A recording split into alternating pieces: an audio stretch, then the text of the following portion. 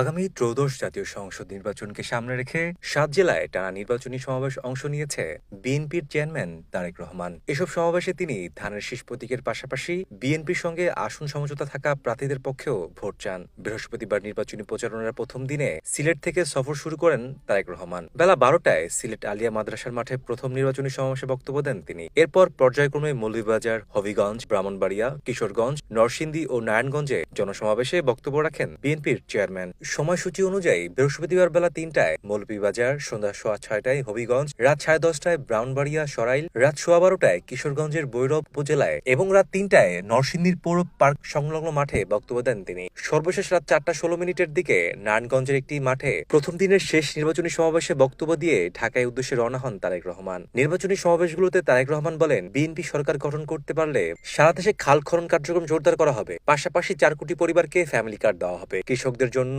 কৃষক কার্ড চালু, বেকার যুবকদের প্রশিক্ষণ মাধ্যমে কর্মসংস্থান সৃষ্টি এবং ইমাম মুয়াজ্জিমদের জন্য সম্মানী ভাতা প্রদানের প্রতিশ্রুতি দেন তিনি। শেষের দিকে কয়েকটি সমাবেশে গভীর রাত পর্যন্ত নেতাকর্মীদের অপেক্ষা করিয়ে রাখার জন্য দুঃখ প্রকাশ করতেও দেখা যায় বিএনপির চেয়ারম্যানকে। সিলেট থেকে শুরু করে টানা প্রায় ১৬ ঘন্টার এই সফর প্রতিটি জনসমাবেশেই গভীর রাত পর্যন্ত বিপুল সংখ্যক মানুষের উপস্থিতি লক্ষ্য করা যায়। এদিকে বিএনপি সেলের পক্ষ থেকে জানানো হয়েছে, শুক্রবার নিজ নির্বাচনী এলাকা ঢাকা সদরের ভাসানটেকের বিআরবি মাঠের নির্বাচনী সমাবেশে বক্তব্য রাখবেন তারেক রহমান।